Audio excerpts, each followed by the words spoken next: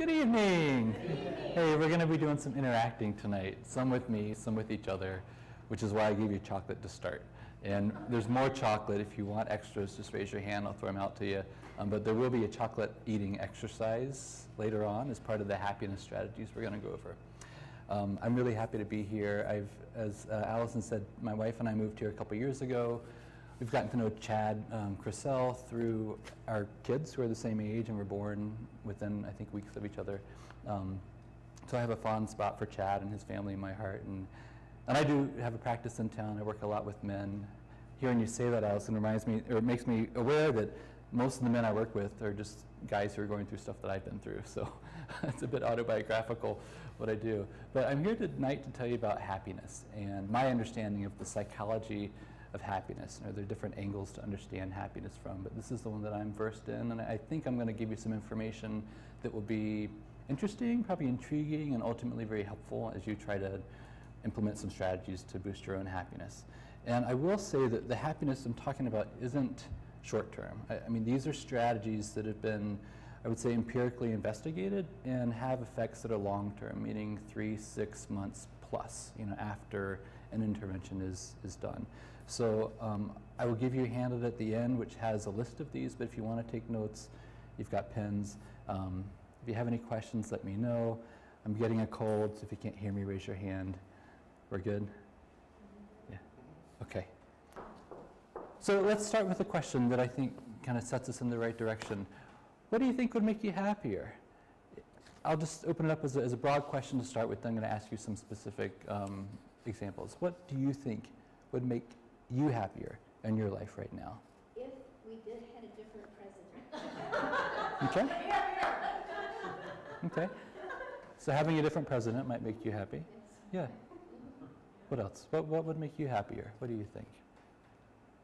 Well, I know logically that the happiness should lie inside myself, but I think what would make me happier is if I lived somewhere in a very temperate climate and was on the ocean again. You could. And I love the beautiful Asheville Mountains, but I'm a water baby. You couldn't have picked a better one to lead with. Great, great, yeah.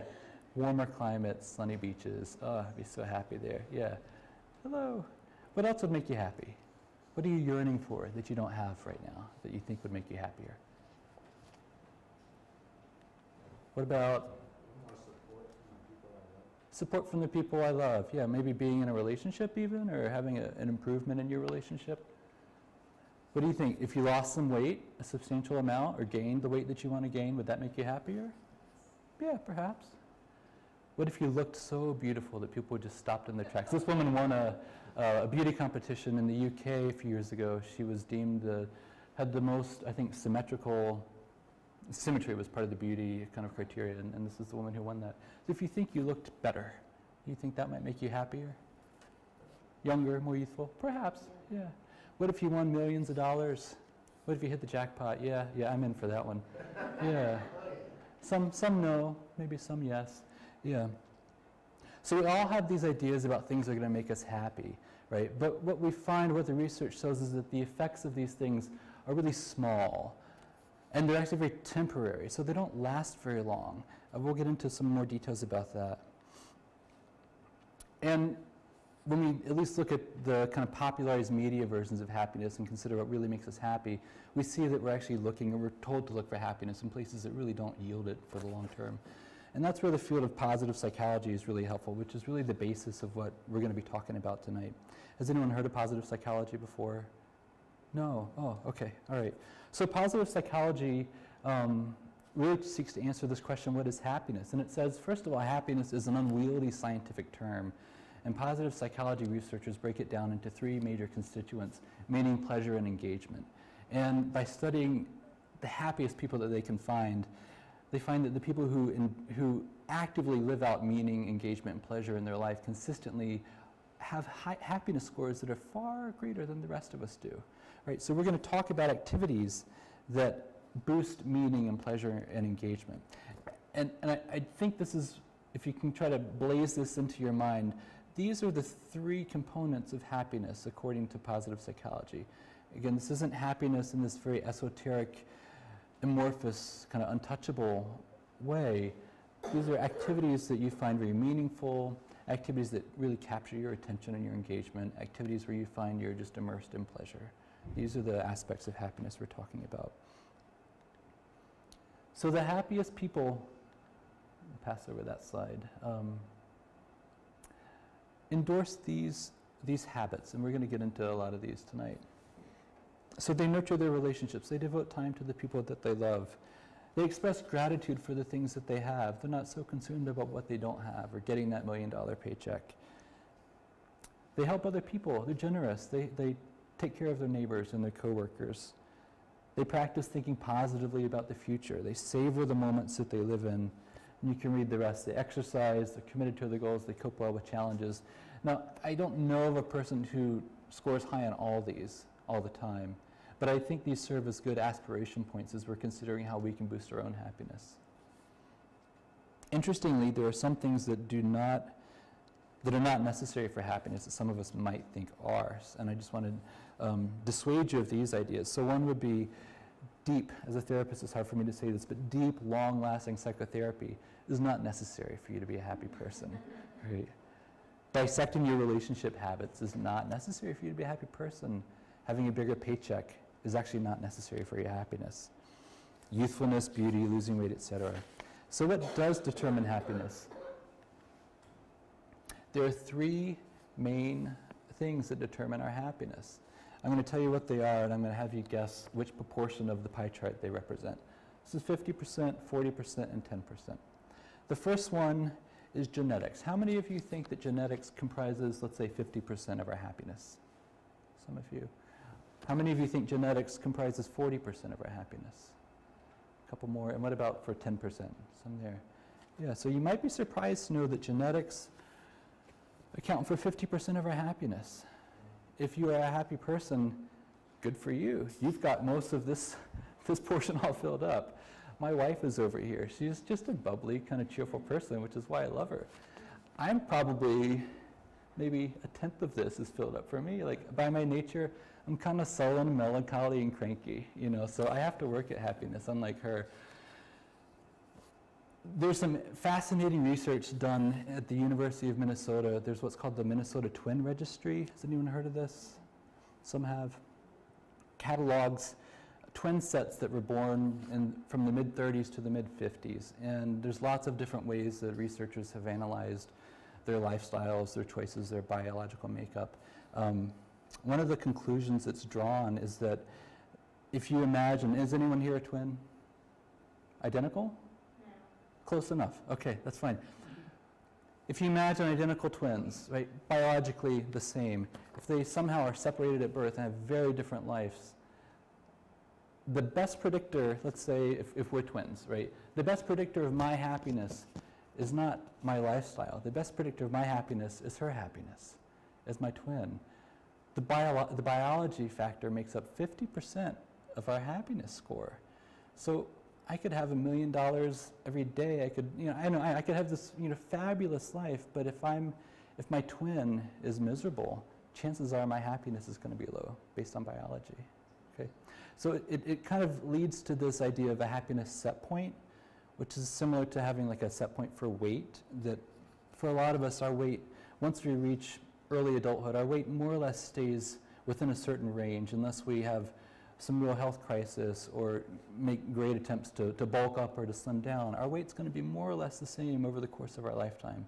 So happiness is like that. There's a genetic component that's so strong, we're more or less kind of dialed in to a large portion of it. External circumstances, what do you think? 40%, 10%? 40%. 10%. It's 10%. 10%! Only 10% of your happiness is affected by your external circumstances. Holy crap! Now, I find that like really encouraging. And that leaves the other 40% up to our actions and our thoughts. So we actually have arguably some influence, like a demonstrable influence on our happiness if we really want to take charge of it. Again, blaze this in your mind. This is a really important research finding here. Let's talk just a bit about, I mentioned the twin studies. We're going to talk about external circumstances. So there's research looking at happiness scores of the highest earners in America, those who earn $10 million or more annually. and their employees. Their happiness scores are actually within 1/10 of a point of each other.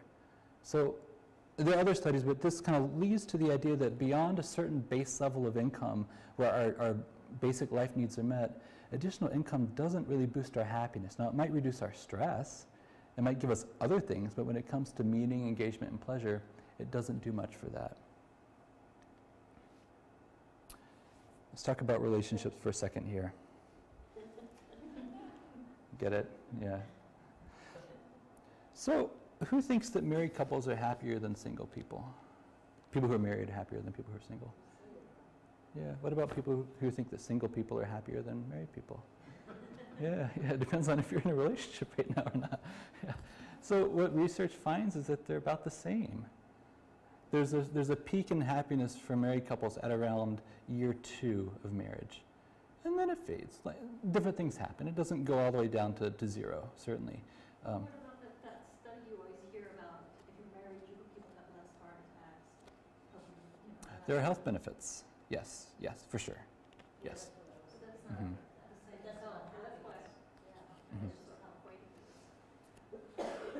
it is. There are a lot of benefits to marriage, for sure, physiologically. And if you have a happy marriage, you might say it's good for me and my happiness. But on average, comparing thousands of subjects over, I think, 5 countries, the average happiness score of married people versus single people is pretty much the same.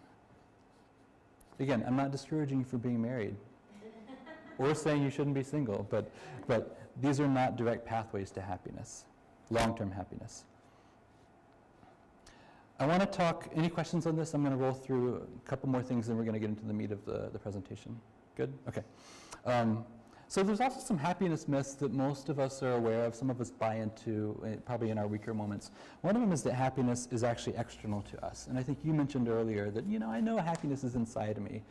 But there are a lot of messages around us saying that happiness is out there at some destination, it has to do with the trappings of our life.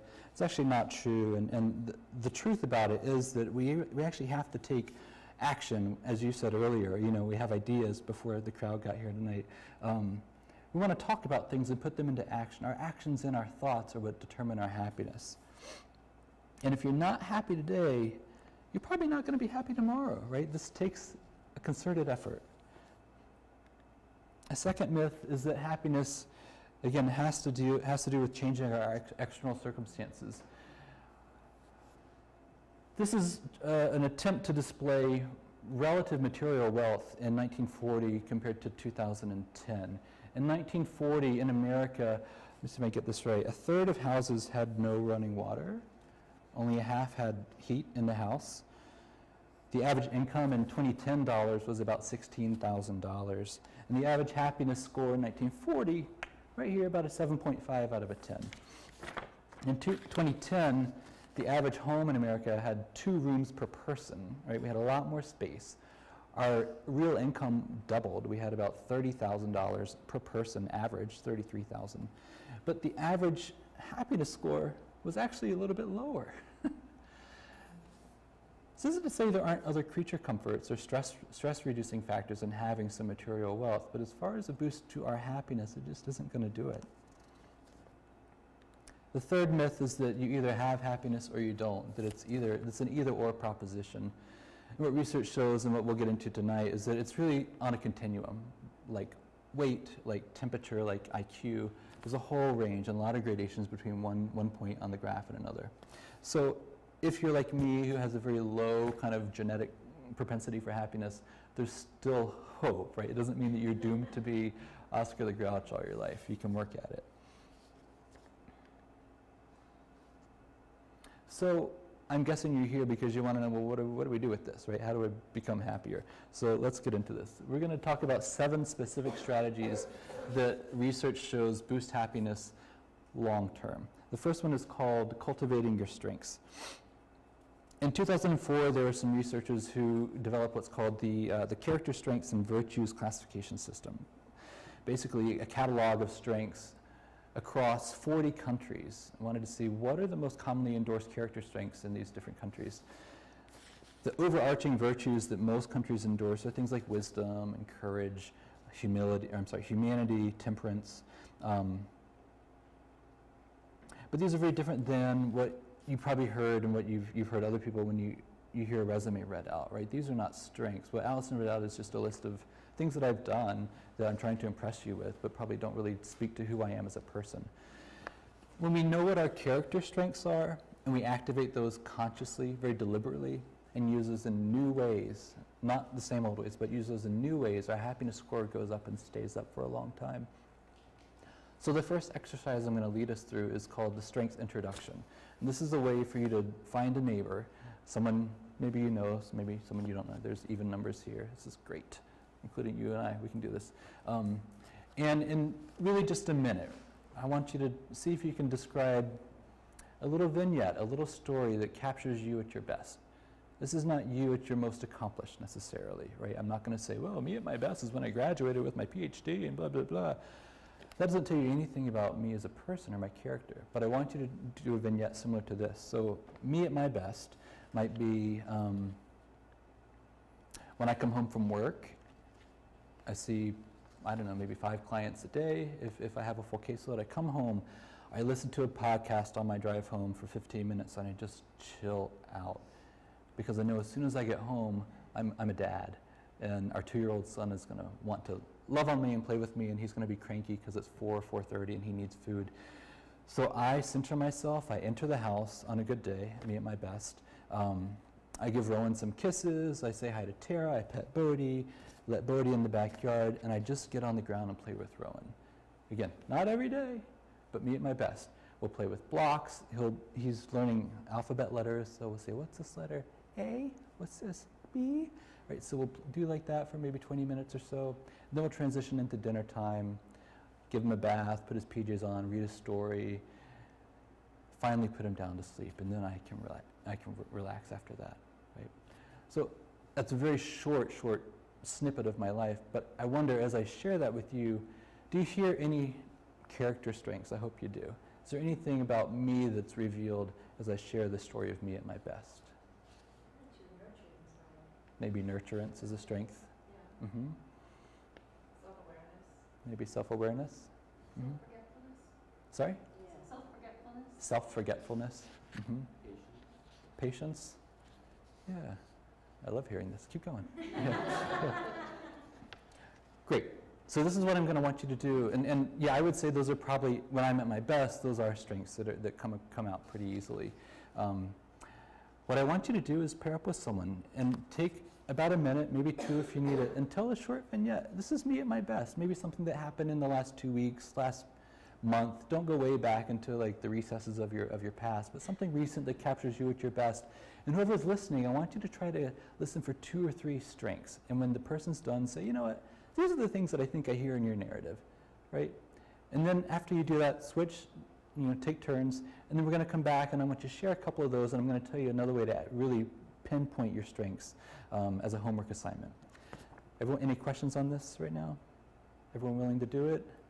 Need another chocolate? You good? Okay, I'm going to give us 5 minutes at 7:01. Pair up and let's take turns telling a strength. Yeah. I know I'm going to end up cutting a couple people off, but we're going to move forward so that you're not here until 9 p.m. tonight.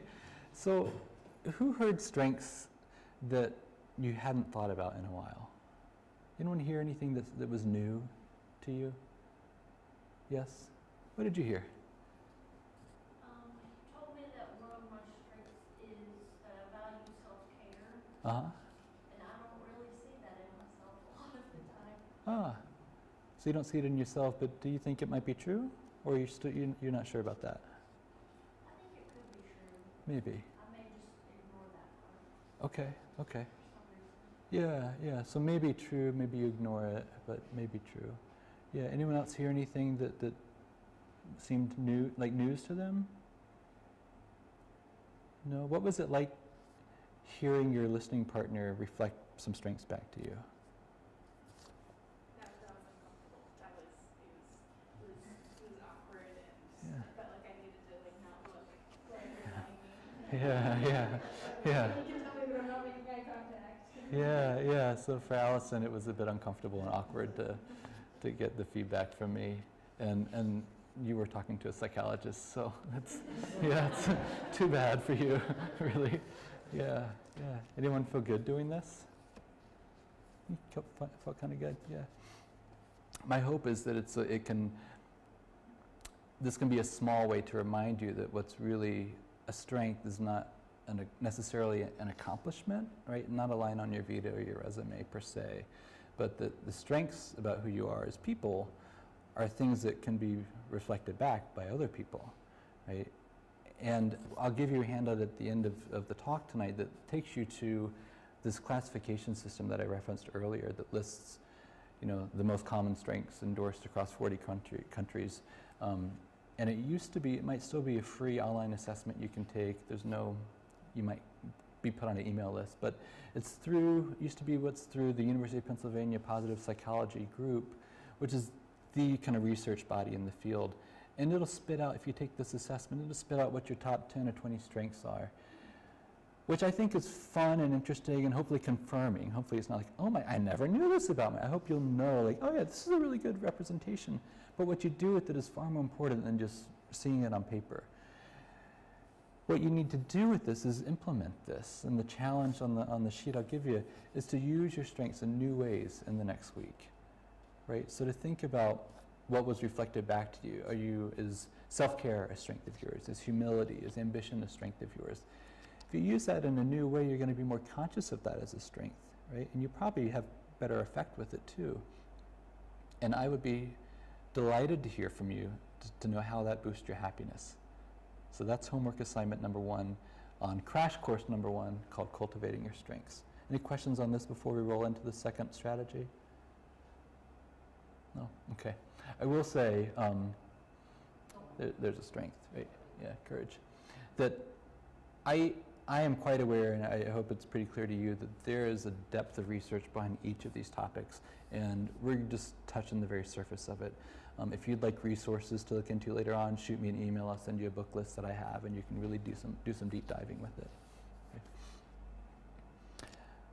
The second strategy for cultivating long-term happiness is practicing gratitude. When we're talking about gratitude, I think of like big gratitude and little gratitude. Big gratitude being, I am so blessed to be alive. I'm so glad I have a partner who loves me. I'm so thankful for having a son who's sweet and cuddly. These things that are really just touching and warming that, oh my gosh, who wouldn't be utterly grateful for something like that? But there's also little gratitude, like, oh, I'm so glad I get chocolate tonight. I'm so glad I got to meet Allison. She's so friendly. Well, how charming. Little things during the day that we can also focus on. When we focus on what we're grateful for, our mood goes up.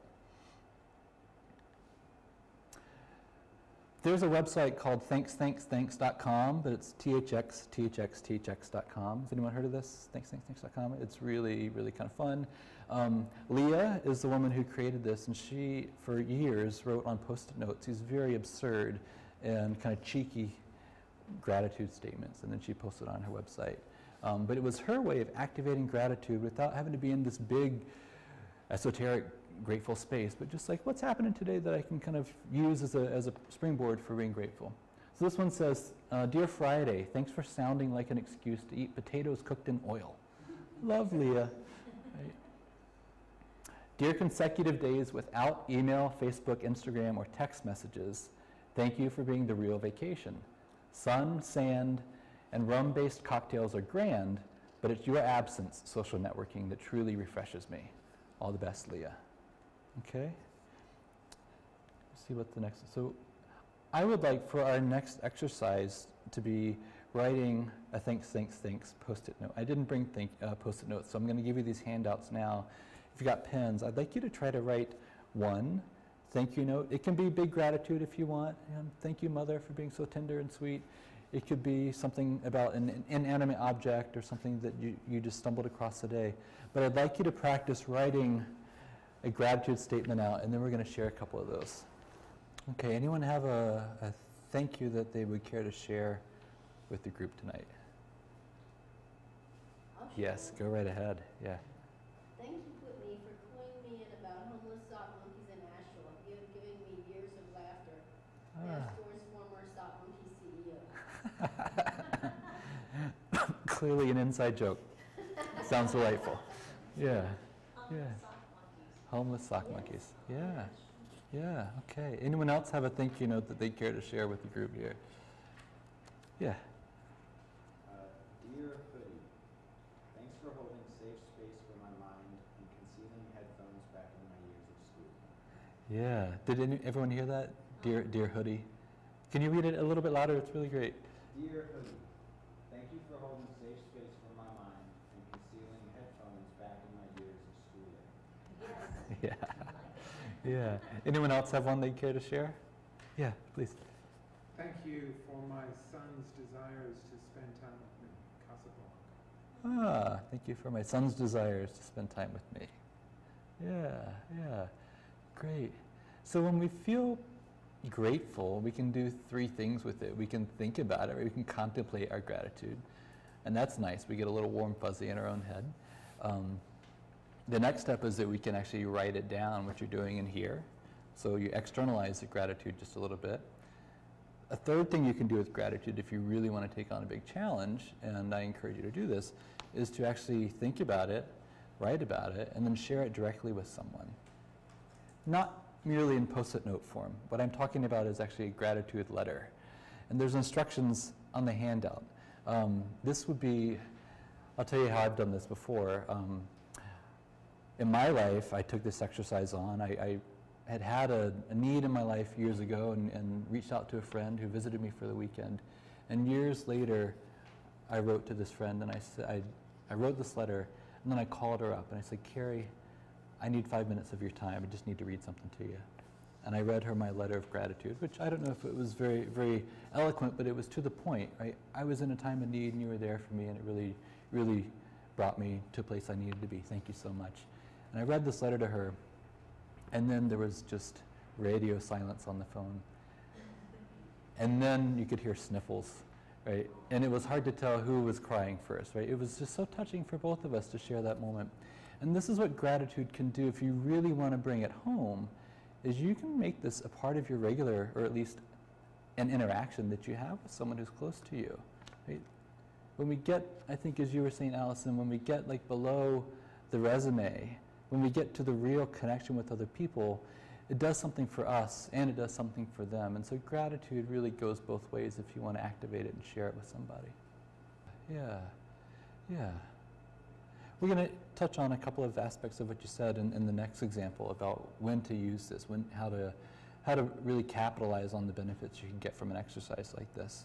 I want to show you real quickly what I think is a fun, touching video. This is Mama Hill. Is anyone familiar with Mama Hill?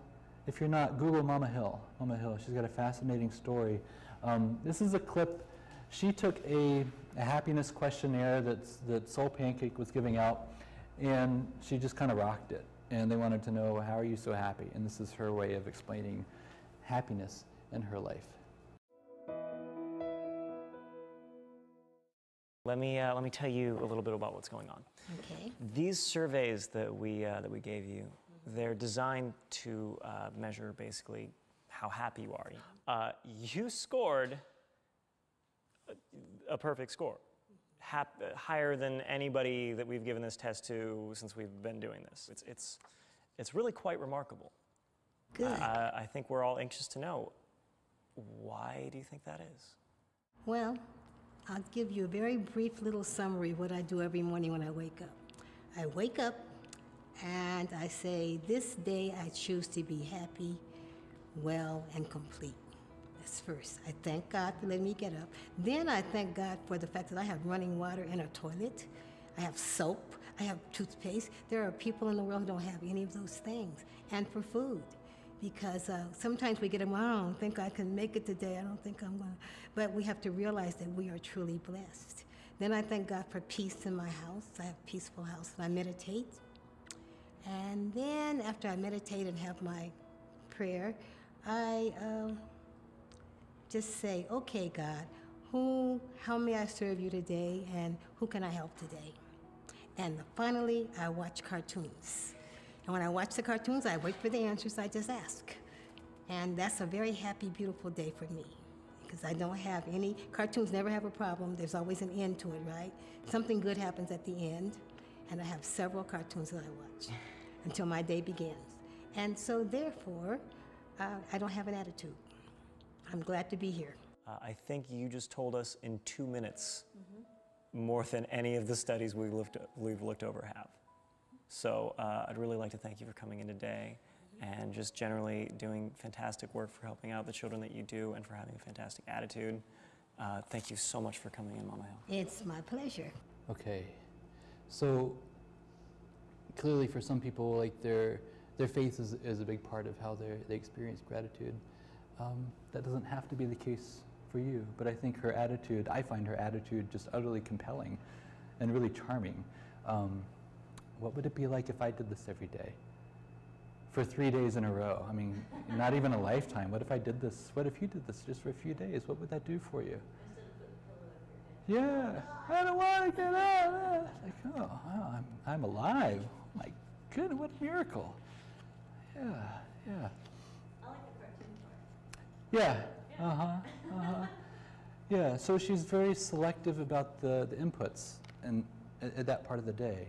She's not, maybe she does, but she's not saying she goes to the New York Times and reads the opinions, or, you know, she's not crashing on the news necessarily. She's taking in information that really is consistent with the mood she wants to cultivate, which seems to be a mood of openness and appreciation. Right? Okay. So that's gratitude. I'm realizing that we got a lot to get through in a short amount of time, so I'm going to try to truck it a little bit here. The next habit of happy people is thinking optimistically. I'm going to suggest that this does not have to be an overhaul of your mental process if you're not an automatically optimistic, kind of cheerful person. There's a really simple, elegant exercise similar to what you were just describing called 3 Good Things. Anyone heard of 3 Good Things? You might have done this kind of spontaneously on your own, where at the end of every day, for a week, like no more than a week, you write down 3 good things you experienced that day. And then you write down next to those 3 good things an attribution. Why did I actually experience this thing, right? So you can imagine this actually being 2 columns, what happened, and then my attribution for why that happened. Your attributions could be, well, I was lucky, or it was the weather, or I don't know, my wife did it, or my partner did this, or, you know. Or it might be personal. Well, maybe my 3 good things, one of them might be I enjoyed quality time with my son. Well, why did that happen? Either external, he was in a good mood, Tara fed him at the right intervals, he had enough playtime.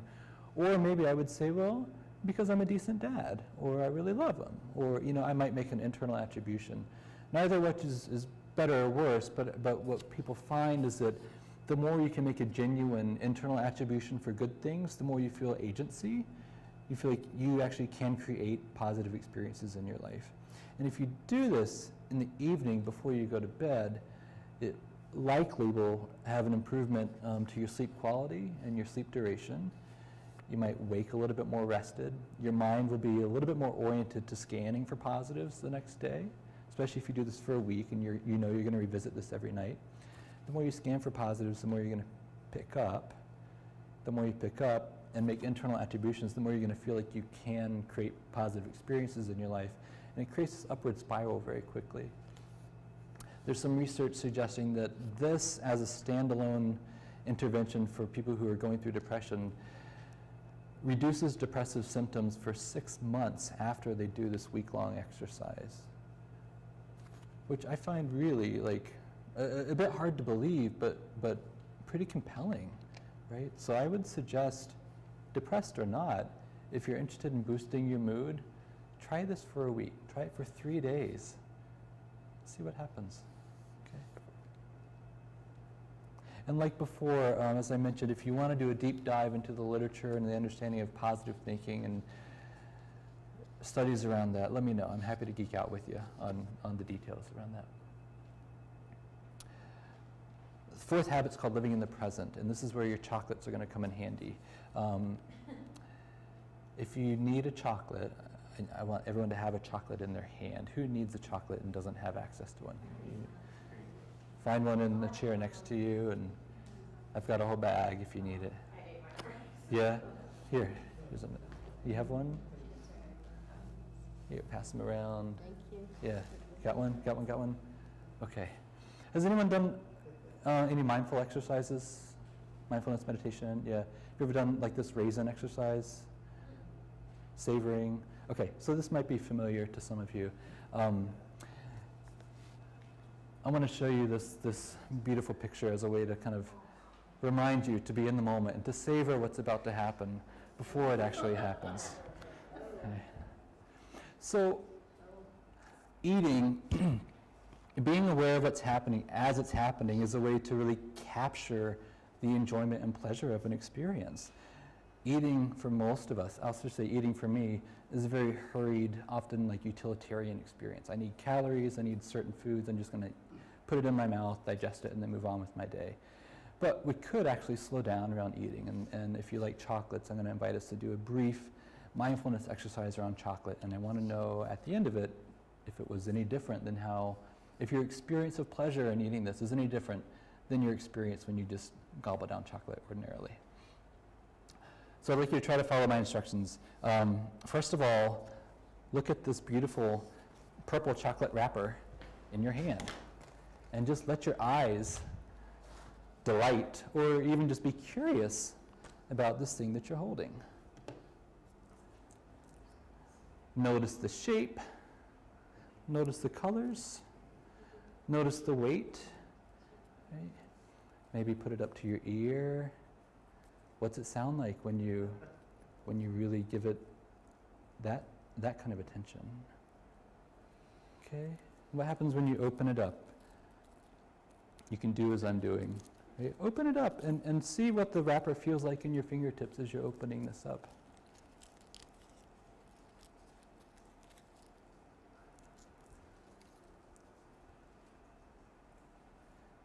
Now you've got a chocolate in your hand. I'm interested in mine. I'm going kind of quickly here. Yeah. What do you see?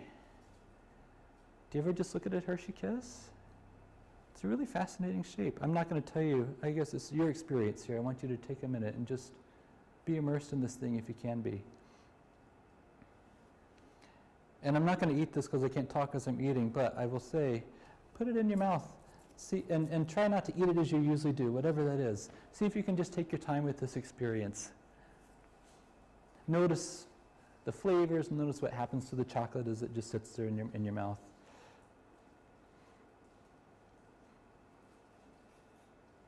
Notice what your mouth wants to do. Just bring your awareness to this whole, someone's chewing. I see people chewing chocolate already. You can't help it, can you? Yeah. What happens if you slow down just a little bit right now?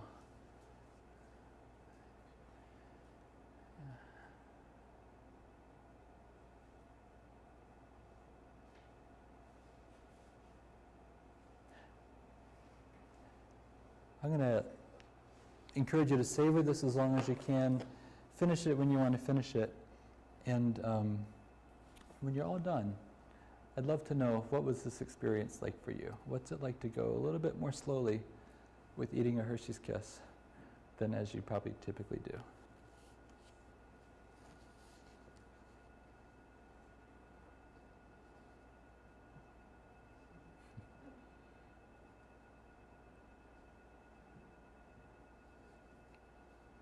Would anyone say that it tastes any different? It's richer. Has anyone looked at a Hershey's Kiss that way before? No? What did you notice? The paper went all the way underneath the chocolate. Yeah, the little thing. Yeah, it was all the way underneath that. Yeah, I didn't notice that before. Mm-hmm. Yeah.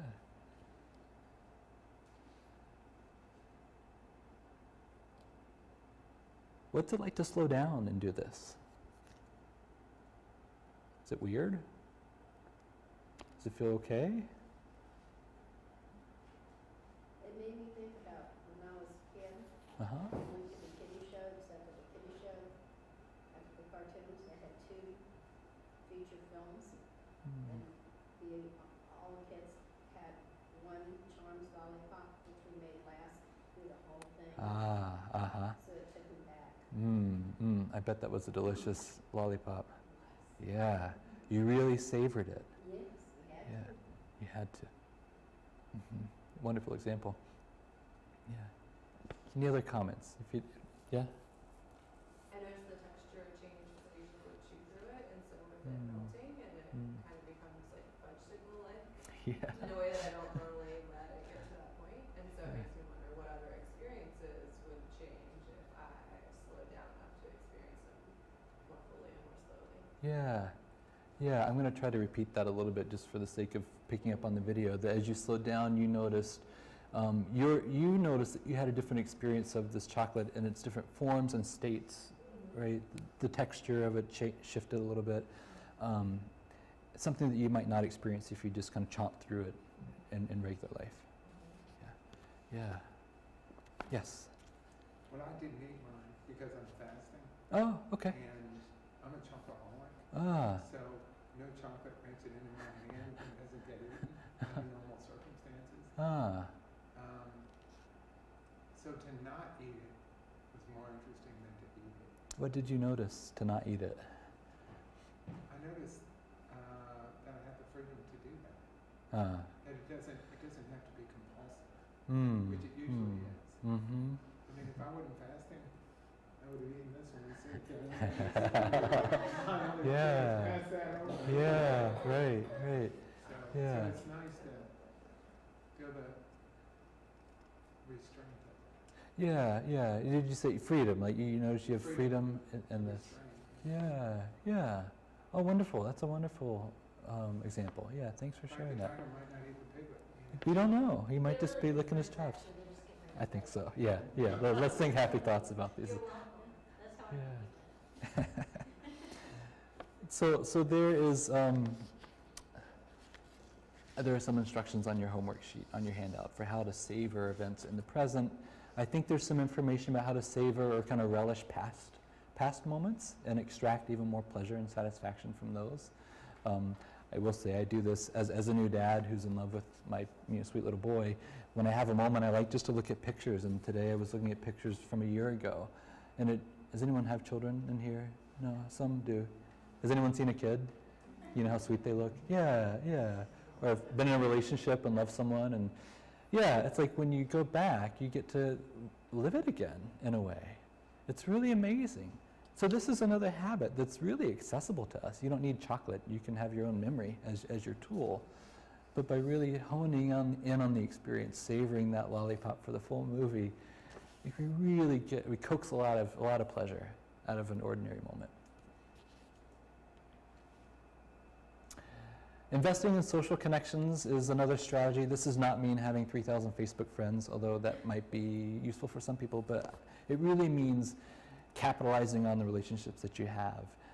There's a few strategies that I'm just going to mention quickly, and then we're going to do what I think will be a helpful exercise.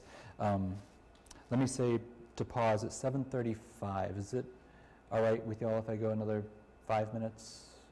Okay with that? 5, 10? Yeah, 20. Well, let me ask you, how do you invest in your social connections? What do you do to really make your relationships, I don't want to say stellar, but really, really meaningful, engaging experiences for you? How do you do that? Eye contact. Speaking in person, eye contact, yeah. Again, I'm repeating just for the sake of the video. Yeah, yeah. And I spend an enormous amount of time,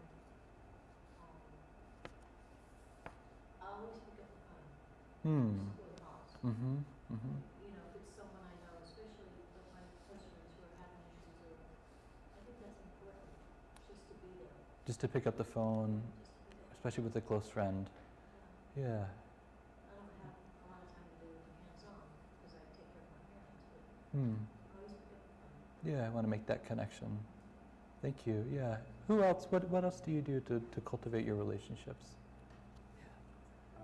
Before I get into some sort of social situation, I make sure to get my work complete so I can actually be present with people. Okay. Because if I didn't finish what I needed to do and I had the opportunity to finish it, I'll just eat away at myself and not be fully present with people because I'm still where I was Yeah, so your mind is on a prior task until you get it done. And then once like you're saying, I think, you try to be intentional to get your work done out of the way so you can be really present with the person that you're with.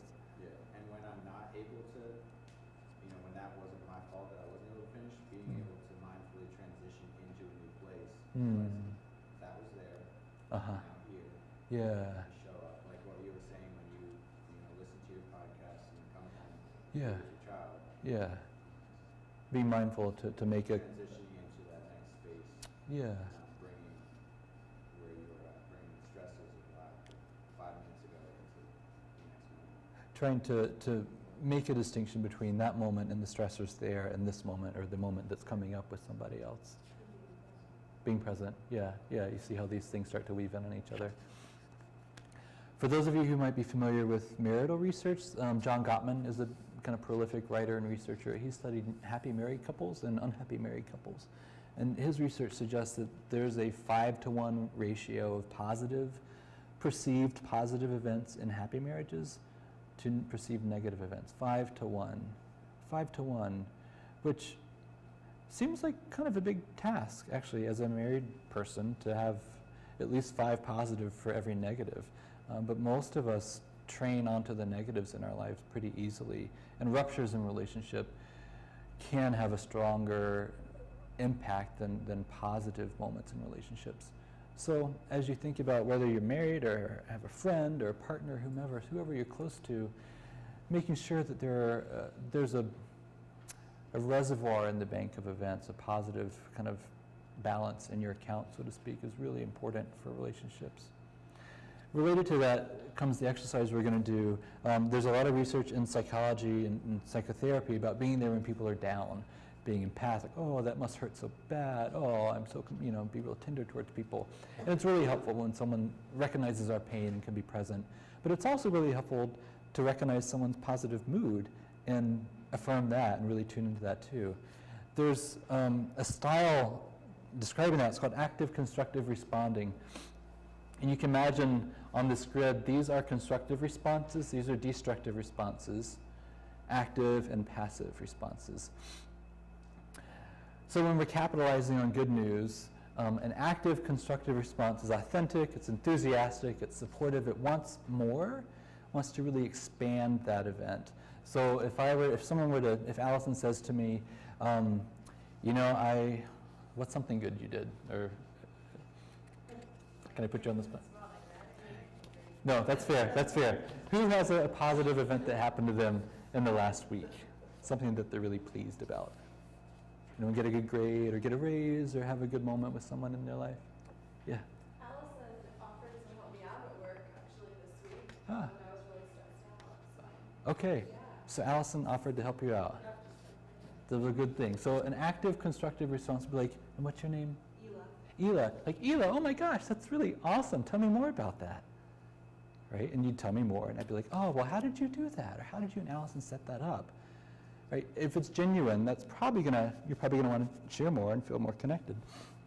A passive constructive response would be like, oh, that's cool. Yeah. And the conversation's gonna end right about there, right? An active destructive would be saying something negative or pointing out the flaws, like, well, Allison really can't keep this up very long, so don't expect it moving forward. And then a passive destructive response is just ignoring it. You tell me this good news, Ela, and I'm like, yeah, well, it's going to snow in a few days, so let's get ready for that.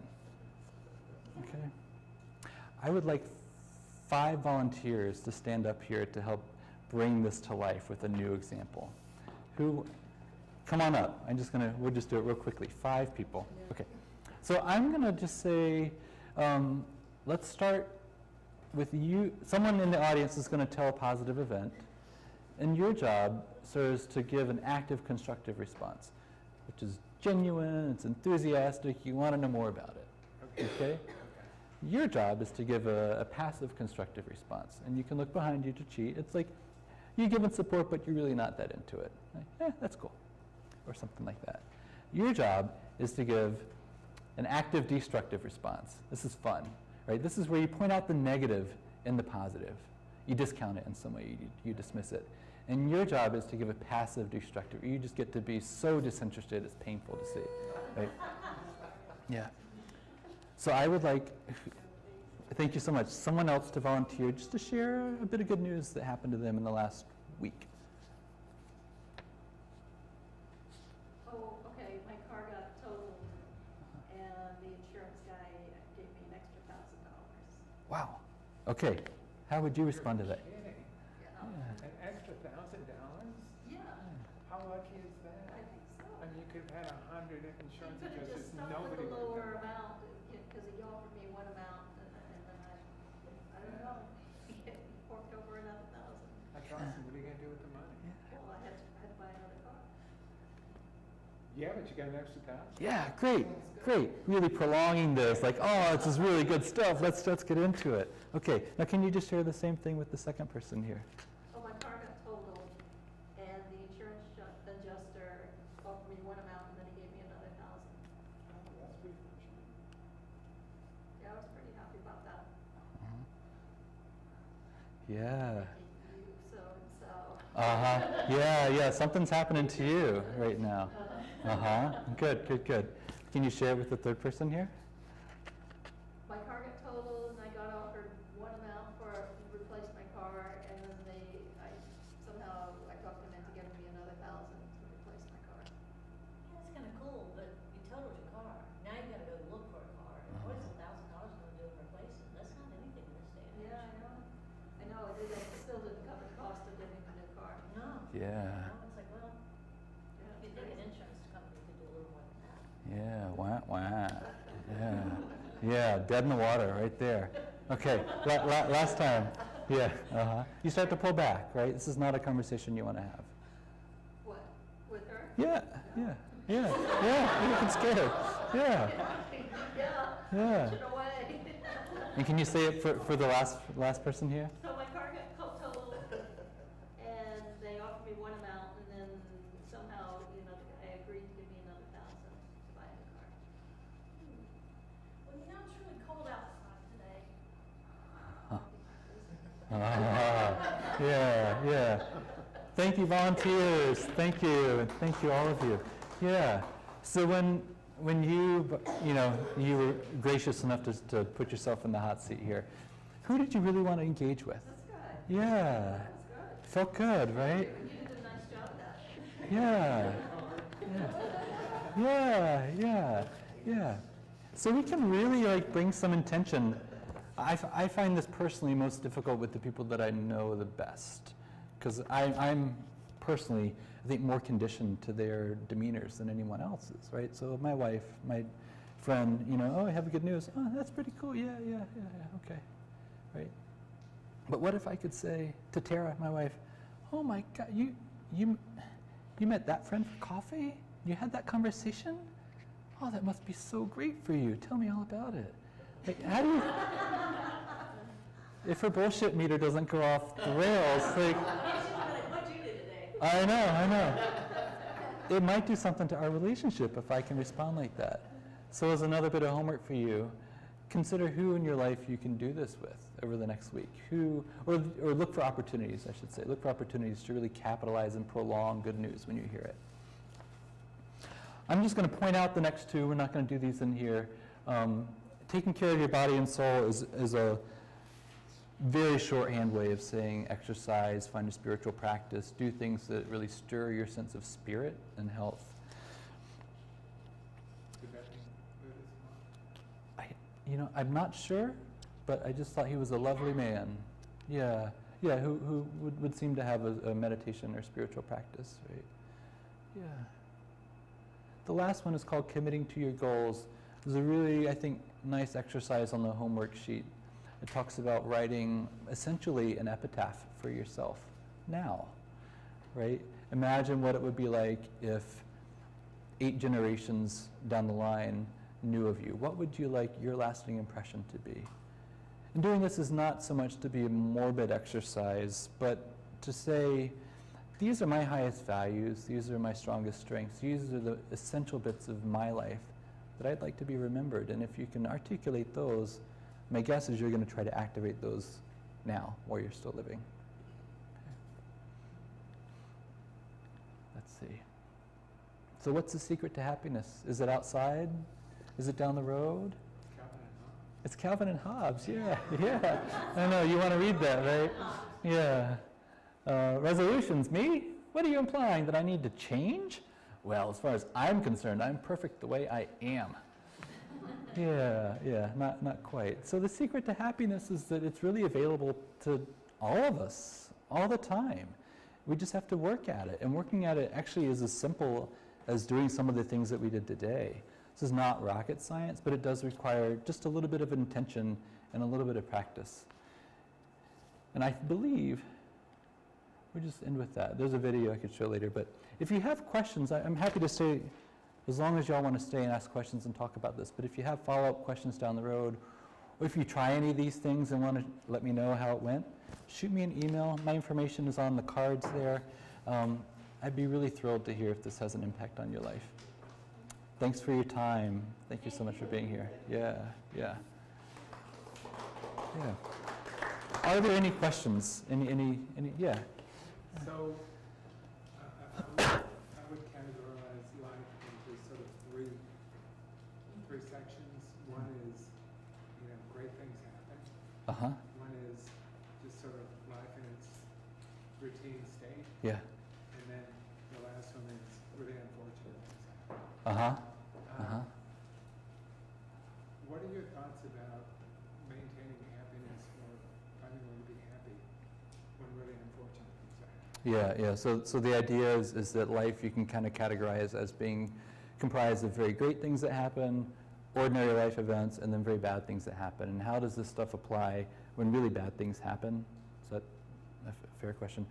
I prefer the word unfortunate to really bad. Unfortunate.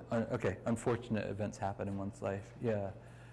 What the research suggests is that humans have this unbelievable ability to adapt to our circumstances.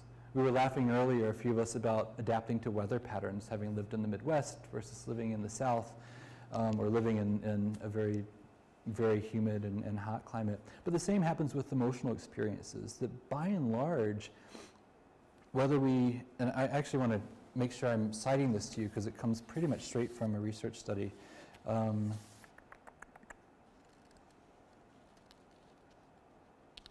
So there is, from most events in life, positive and negative, there's this amplification or deceleration of happiness, right? The event happens, we get married, we win the lottery, whatever, boom. Or we get in an accident, we lose a limb, we have a significant loss, boom, our happiness plummets.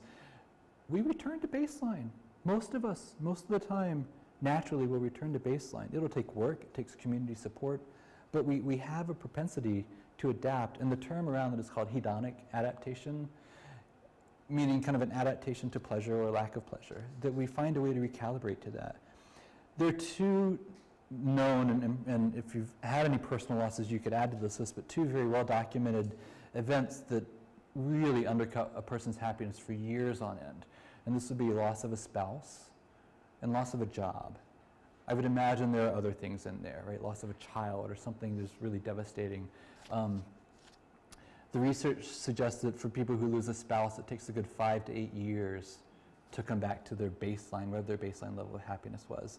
And for loss of a job, even after they return to the workplace, it can take years for their sense of happiness to really kind of solidify again. It's just such a jarring experience.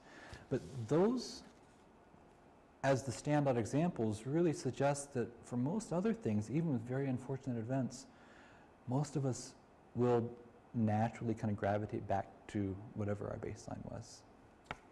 These are great. Other thoughts, other questions? Be in touch. I so enjoyed having you here tonight. There's extra chocolate. If you want it, please take it. Yeah. Thank you all. Have a good night. Thank you very much. Yes, you're welcome.